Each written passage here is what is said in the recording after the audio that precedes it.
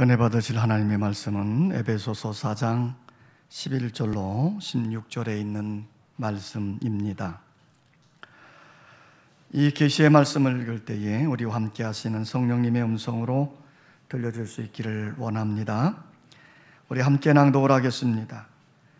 그가 어떤 사람은 사도로, 어떤 사람은 선지자로, 어떤 사람은 복음 전하는 자로, 어떤 사람은 목사와 교사로 삼으셨으니 이는 성도를 온전하게 하여 봉사의 일을 하게 하며 그리스도의 몸을 세우려 하심이라.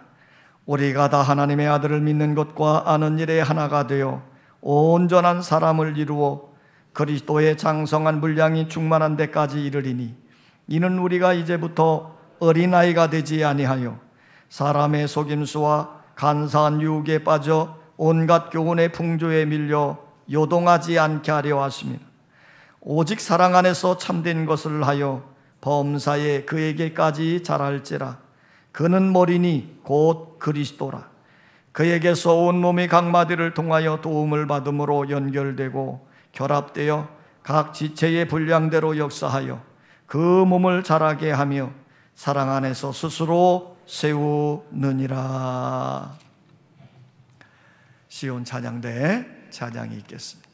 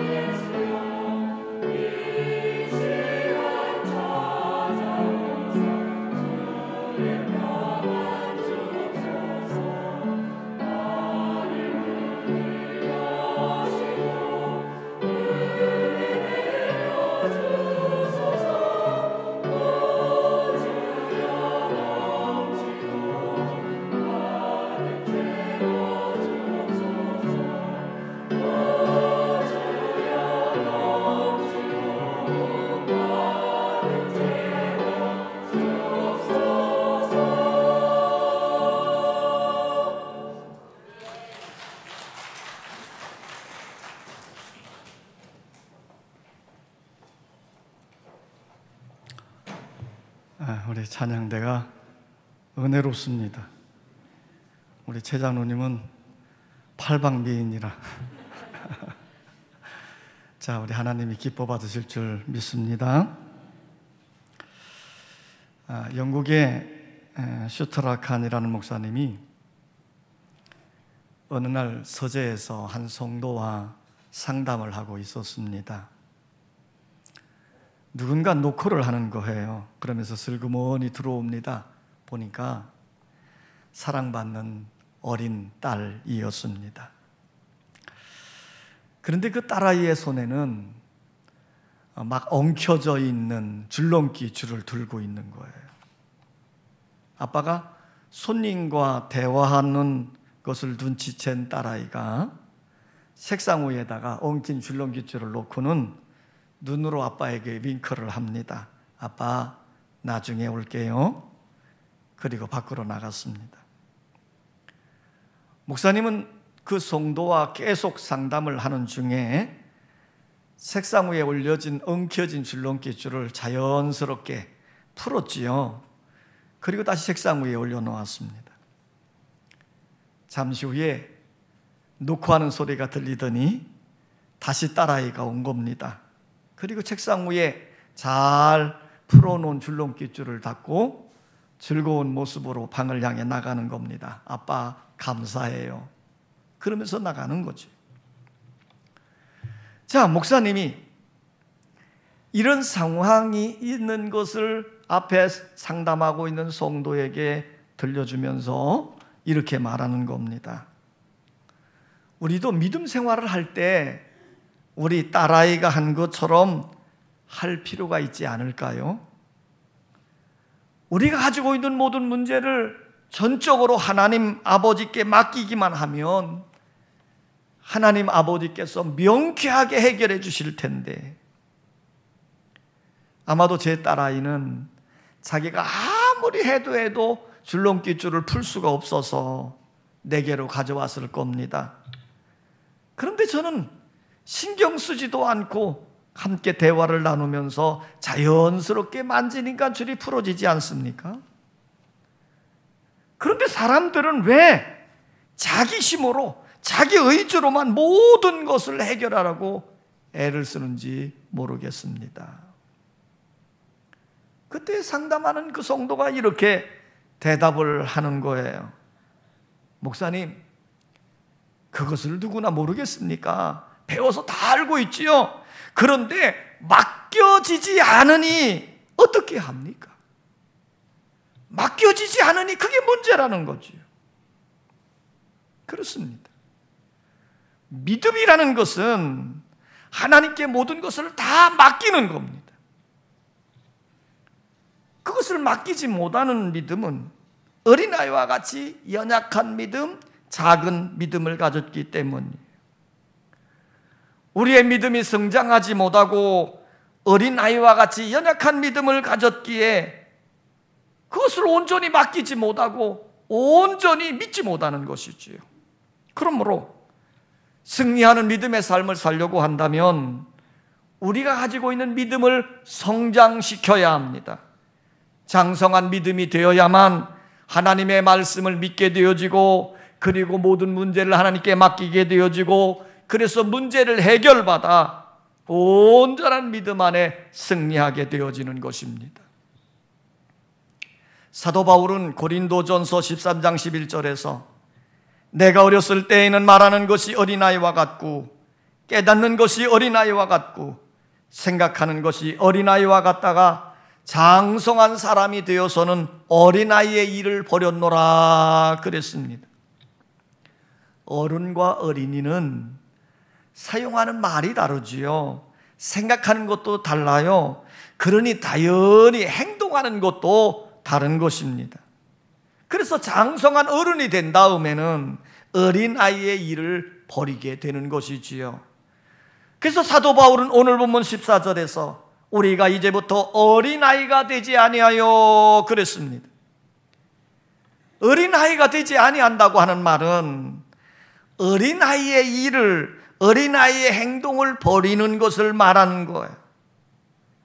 어린아이의 일이 무엇입니까? 사람의 속임수와 간사한 유혹에 빠져 요동하는 것입니다. 어린아이는 분명한 의지가 없기 때문에 유혹이나 속임수에 잘 넘어가지요. 사탕 하나에만 금방 그 마음이 달라지는 것, 이게 어린아이의 마음입니다. 교회 꼬마들이 있잖아요. 그럼 그 꼬마들에게 야, 목사님에게 인사 한번 해봐라. 자, 목사님 여기에다 뽀뽀 한번 해줄래? 그러면요, 아이들이 내숭 떨고 안아줘요. 아무리 꼬셔도 말을 듣지 않아요. 그런데 그런 아이들이라 할지라도요, 과자 한 봉다리 들고 걔들이 좋아하는 막대사탕 하나 들고 그리고 와서 얼른 인사하라 그러면요, 금세 태도가 바뀌어서 쫓아와서 인사도 하고 뽀뽀도 합니다. 어른 같으면 그렇게 하겠어요? 그러므로 믿음이 장성하여질 때 어떤 세상의 유혹이나 시험이 와도 넉넉히 이겨가게 되는 것이에요.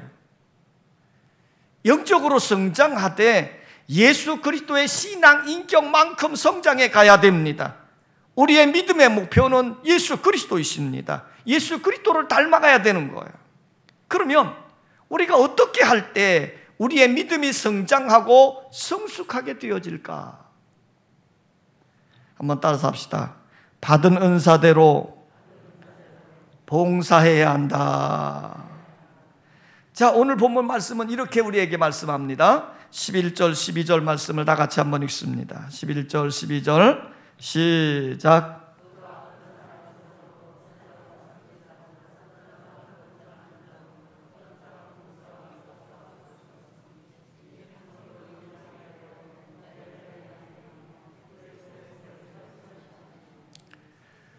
우리가 행동하지 아니하고 말만 하는 교인은 건강한 교인이 아닙니다. 건강한 교인은 말보다 행동으로 일하고 봉사하고 실천하는 거예요. 그럴 때에 우리의 믿음이 더욱 건강해지고 성장해 가는 것입니다. 병원에 가보세요. 환자들이 입원해 있는데요, 그 환자들은 꼼짝하지도 않고 말만 합니다. 이거 가져와라, 밥 먹여줘라, 다리 좀 올려줘라, 물 좀 달라. 자, 말만 해요. 왜 그럴까요? 병들었으니까요. 그래서 병든 교회도 말만 무성하고 일하지 않는 겁니다. 그러나 건강한 교회는 열심히 일하고 봉사하고 전도하고 사랑을 실천하는 것입니다. 건강한 성도들도 마찬가지지요. 열심히 일하고 봉사하고 전도하고 사랑을 실천하는 성도들이에요. 하나님이 왜 우리들에게 은사를 주었습니까? 왜 직분을 주고 직임을 맡겨주셨습니까? 성도들을 온전하게 하기 위해서예요. 성도들로 하여금 봉사의 일을 하고 성도들로 하여금 교회를 세워가게 하기 위해서예요. 그래서 건강한 교회란 지도자들은 성도들을 온전케 하기 위해서 희생하고 성도들은 이웃에게 봉사하기 위하여 희생하는 교회가 건강한 교회인 거예요. 그러므로 우리 성도들은 예수 그리스도의 보배로운 피값을 주고 산 교회를 세워가기 위해서 열심히 봉사해야 될 줄 믿습니다. 때로는 봉사하는 일이 힘들고 고통스러워도 예수 그리스도의 주신 은혜를 생각하며 감사함으로 감당해가는 것입니다. 이렇게 봉사하며 일할 때 건강한 믿음으로 되어지고 영적으로 성장하게 되어지는 것입니다.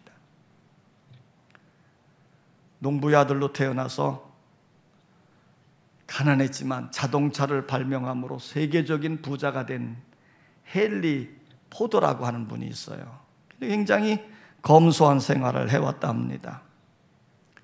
그는 늘 적당한 운동, 소식, 그리고 신선한 공기가 건강의 비결로 여기고 늘 좀 건강한 삶을 유지하려고 노력을 했대요. 그래서 그의 몸이 좀 야인 편이지만 추운 겨울에도 외투를 입지 않을 정도로 건강을 유지했다고 합니다. 어느 날 어떤 분이 이 헨리 포드에게 물었대요. 당신의 건강의 비결이 무엇입니까? 그랬더니 이 헨리 포드가 자기 응접실 벽난로 위에 있는 하나의 액자를 가리키면서 이렇게 말했대요. 저것이 내 건강 비결이에요. 저것이 내 건강 비결이야. 자, 그곳에는 이런 글씨가 적혀 있었답니다. 내 손으로 장작을 패라. 그러면 이중으로 따뜻해진다. 자, 돈이 많은 세계적인 부자인데도 불구하고 남을 시키지 아니하고 손수 장작을 패서 장작불 삼았다고 하는 것을 우리는 알 수 있는 글이지요. 여러분, 힘들지만 열심히 행동으로 봉사할 때에 건강을 유지해가는 것입니다. 교회를 섬기고 직임을 감당하는 일을 하다 보면 힘이 들고 어려울 때도 있습니다. 그럴 때 봉사하는 일을 포기하는 것은 내 믿음이 연약해지고 병들어가는 것임을 우리는 스스로 깨달아야 돼요. 그러므로 우리가 교회를 세워가는 일에 있어서 봉사하는 일이 힘들어도 감사함으로 감당해야 되고 고통스러워도 기뻐하며 충성해야 되는 거예요. 그럴 때 거룩한 기쁨으로 충만해지고 영적으로 건강하게 성장하게 되어지는 것입니다. 따라서 합시다. 믿음의 성장은 예수 그리스도에게 집중할 때 오는 것이다. 자, 우리의 영적 성장은 어디서 오느냐? 예수 그리스도에게 집중할 때 오는 겁니다. 자, 13절 말씀 다 같이 한번 읽겠습니다. 13절 다 같이 시작.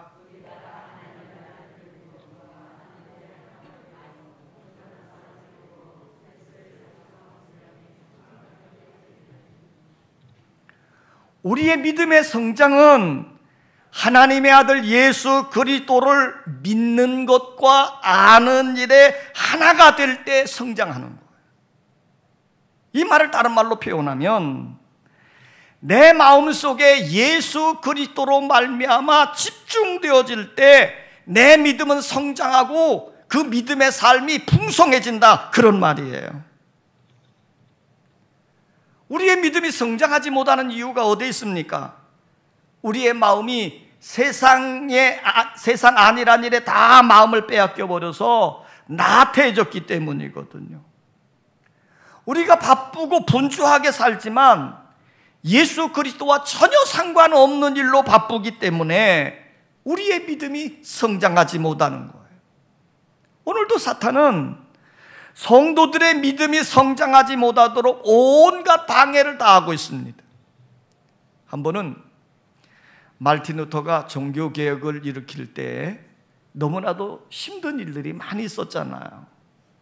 자, 그 힘든 일 가운데 그는 늘 하나님께 기도함으로 힘을 얻었는데 한 번은 기도하다가 그냥 잠이 들어버렸어요.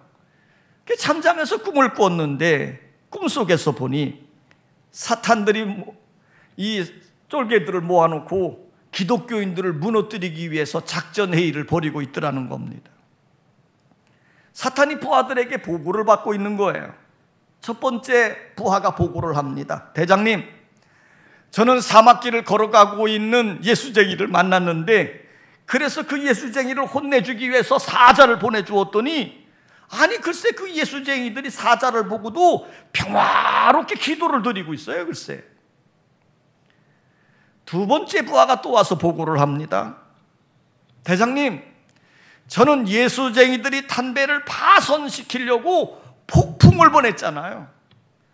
그랬더니 예수쟁이들이요 암초에 올라와 가지고는 하나님께 찬송을 불러요. 글쎄. 세 번째 부하가 보고를 하는 겁니다.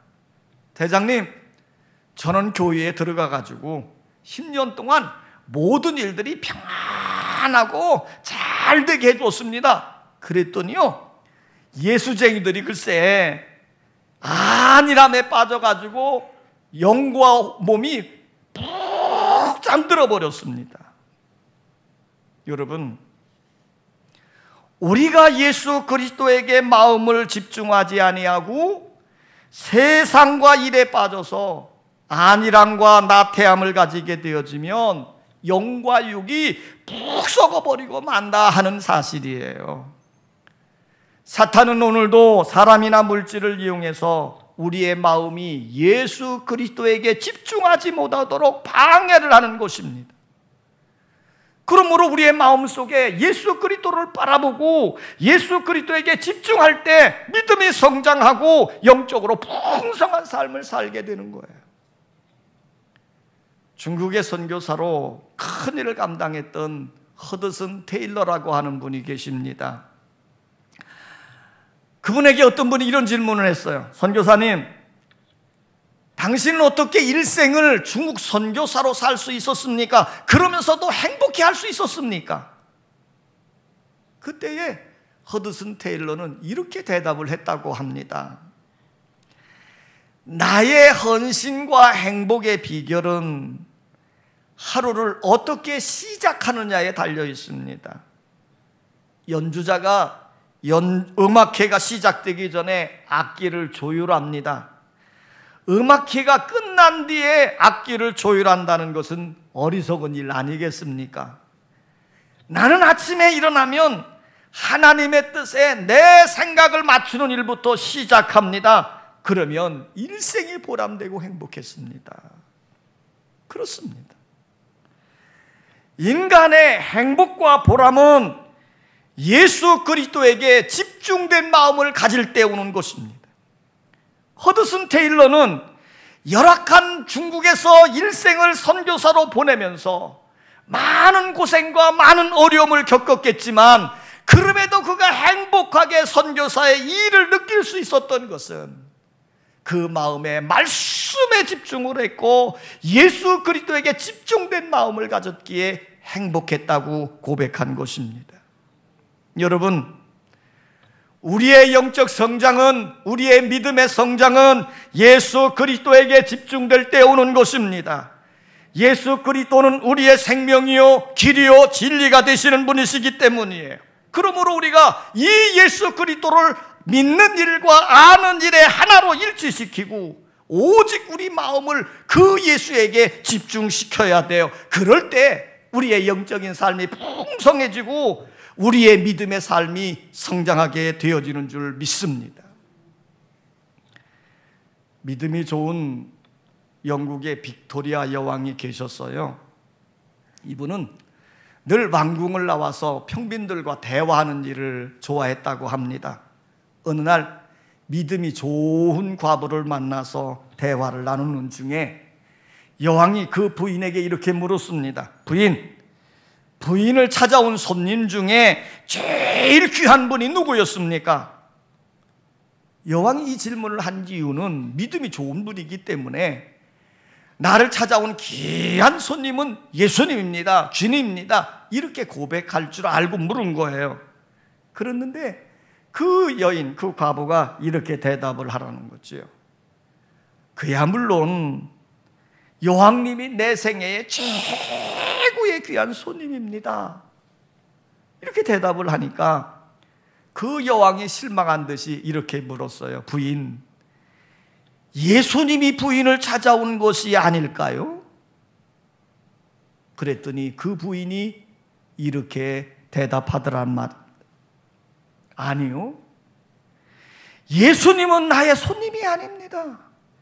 예수님은 내 주인이십니다. 이 말을 듣고 빅토리아 여왕이 감동을 받았다는 거잖아요. 여러분, 예수님은 우리의 손님이 아니십니다. 예수님은 우리의 전부이고 우리의 주인 되시는 분이십니다. 그러므로 우리가 어떻게 해야 돼요? 그 예수 그리스도에게 우리의 온 마음을 집중시켜야 됩니다. 그리고 그분을 뜨겁게 사랑해야 됩니다. 그럴 때 영적으로 풍성해지고 행복해지고 보람을 느끼는 삶이 되어질 줄 믿습니다. 따라서 합시다. 믿음이 성장하려면 사랑으로 섬겨야 한다. 자, 오늘 본문 15절 16절을 다 같이 한번 읽습니다. 15절 16절 시작.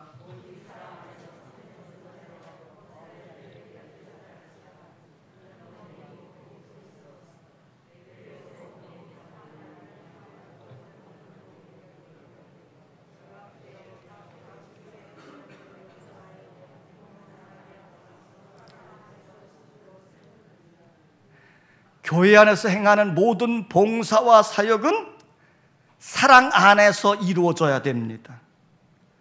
또한 사랑 안에서 포용하고 하나가 되어야 하는 거예요. 그럴 때 영적으로 성장하고 풍성하게 되어지는 것입니다. 딩거라는 철학자가 있었는데 이런 재미난 얘기를 했어요. 나에게는 친구 세 사람이 있다. 하나는 나를 사랑하는 자요, 하나는 나를 미워하는 자요, 하나는 나에게 무관심한 자이다. 이들이 다 내 친구다. 왜 내 친구인가? 나를 사랑하는 자는 나를 겸손하게 만든다. 겸손해야 사랑을 받아들일 수 있기 때문이다. 나를 사랑하는 사람은 이렇듯 나에게 겸손함을 가르치더라. 나를 미워하는 사람에게는 나에게 조심성을 가르치더라. 나에게 무관심한 사람은 나에게 자립심을 가르치더라.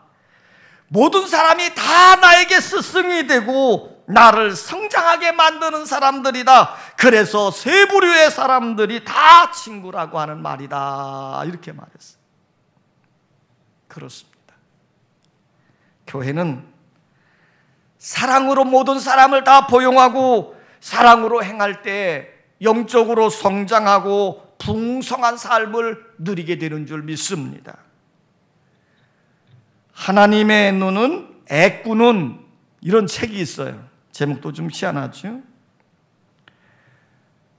하나님께서는 두 눈을 가지고 계신데 하나는 율법의 눈이고 또 하나의 눈은 은혜의 눈입니다.